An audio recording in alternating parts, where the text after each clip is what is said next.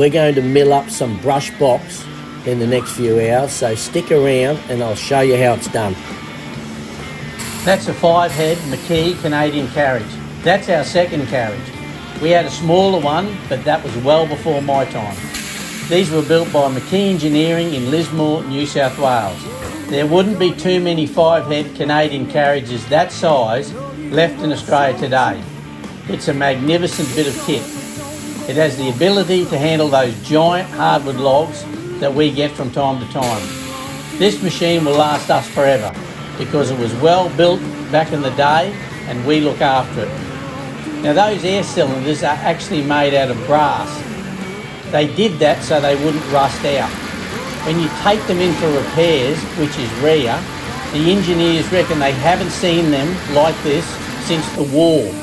I'm not sure if they meant the First World War or the Second World War. But anyway, just look at that big mother slice through that log. You could watch it all day long, couldn't you? Brush box, botanical name, Tristiana conferta. It makes beautiful flooring. Our whole office is lined in VJ panelling, and all of our lovely office desks that weigh a tonne are made from brush box.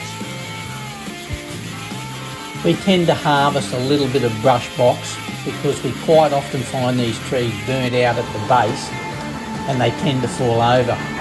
So we gather them up where we can so they don't go to waste. Sometimes we can find them laying on the ground covered with lantana that have probably been there for 50 years. After being broken down on the Canadian saw, they then make their way across to our twin saw log edger for further processing. This machine is also a great machine for finishing timber. Also built by McKee Engineering. Once again, by sawmill standards in this country, there wouldn't be too many twin saw log edges set up with all the whistles and bells like this one has. Those two saws are tungsten tipped. If we look after the saws, they could stay in that rig for months. The brush box though, in particular, is very hard on the saws due to the presence of silica in the timber.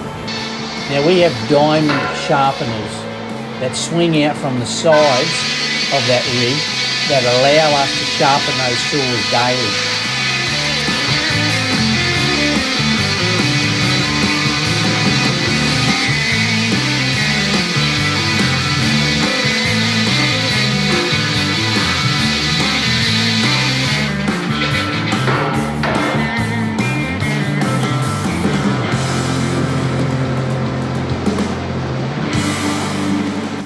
The timber then goes down across to the McKee one-man hog feed bench.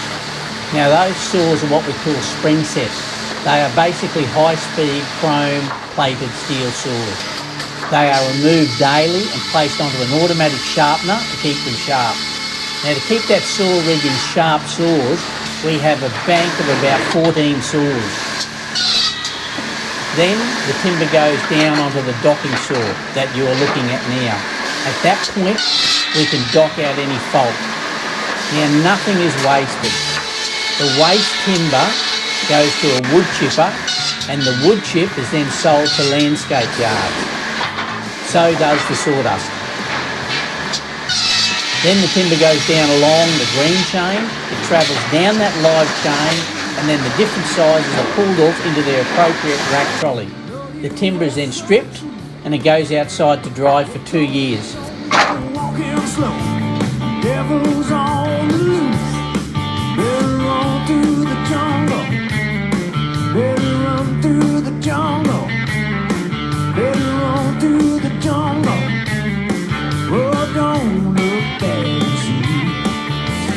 Lord, I heard you rumbling, calling out my name. 200 million guns are loaded.